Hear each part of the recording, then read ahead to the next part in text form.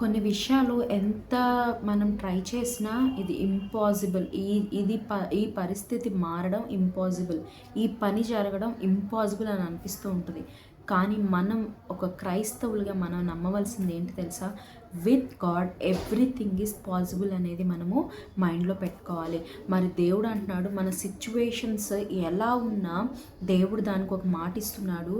శక్తి చేతనైనను బలము చేతనైనను కాదు, కానీ నా ఆత్మ ద్వారానే ఇది జరుగుతుంది అని దేవుడు మాట్లాడుతూ ఉన్నాడు. మరి నువ్వు అనుకుంటున్నావేమో, పలానా వ్యక్తి మార్పు కొరకు నేను ఎంతగానో ఎదురు చూస్తున్నానండి, ఆ వ్యక్తి యొక్క మూర్ఖత్వం కఠినత్వంతో నేను చాలా విసిగిపోయాను, వేసారిపోయాను, కుటుంబం నాశనం అయిపోతుంది, దిగజారిపోతుంది పరిస్థితులు అని నువ్వు అనుకుంటున్నప్పుడు దేవుడు అంటున్నాడు, ఇది నువ్వు ఎలా ఆలోచించినా ఆ మనిషిని అసలు ఎంతమంది మారుతాం అనుకున్నా, ఎంత కౌన్సిలింగ్ ఇచ్చినా, ఎంత నష్టం జరిగినా ఆ మనిషి మారట్లేదు. కానీ నువ్వు దేవుడిని ఆశ్రయిస్తే శక్తి చేతనైనను బలము చేతనైనను కాదు, కానీ ఆయన ఆత్మ ద్వారానే ఇది సాధ్యం.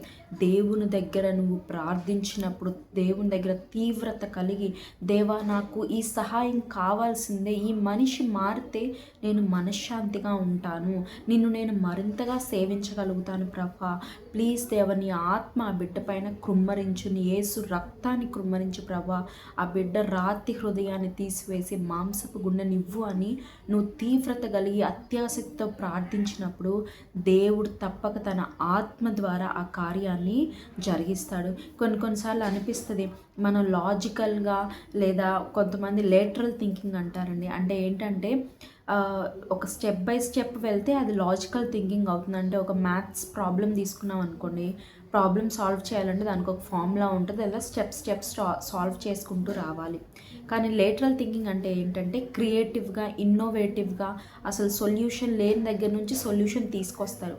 మరి అలాంటి సొల్యూషన్ కూడా లేని పరిస్థితులకి, అలాంటి అవుట్ ఆఫ్ ది బాక్స్ మనం థింక్ చేసిన ఈ ప్రాబ్లంకి సొల్యూషన్ దొరకదు అనుకున్నప్పుడు కూడా దేవుని ఆత్మ ద్వారా ఆ కార్యం జరుగుతుంది. With God anything is possible, everything is possible. మరి ఈ కాలేజ్లో సీట్ రావడం అసలు అసంభవం అండి, నాకు ఇంత గొప్ప పేరు నా వల్ల అస్సలు అవదండి. కానీ అది ఎవరి వల్ల సాధ్యం? కేవలం దేవుని ఆత్మ ద్వారానే సాధ్యం. మరి అట్లనే ఈ హెల్త్ రిపోర్ట్ ఇలా వచ్చింది, ఇదిగోండి మేము అడిగినప్పుడు 2-3 సార్లు మేము చెక్ చేసి రిపోర్ట్ ఇచ్చామమ్మా, మాకు ఇది నమ్మశక్యంగా లేదని వారు అనొచ్చు. But still with God the report can change, with God the report can be healthy. అంతే కదండి. మరి దేవుడి దగ్గర నువ్వు ప్రార్థించినప్పుడు ఆ రిపోర్ట్ కూడా దేవుడు దాన్ని తారుమారు చేయగలడు.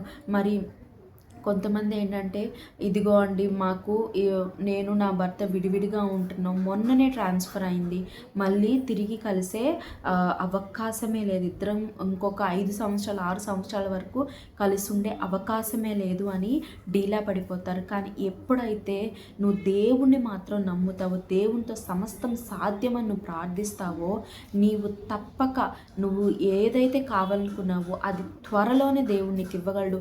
వారు 5-6 ఇయర్స్ అంటారేమో, కానీ వితిన్ 1 or 2 monthsలోనే నువ్వు దేవుని అద్భుత కార్యాన్ని చూస్తావు.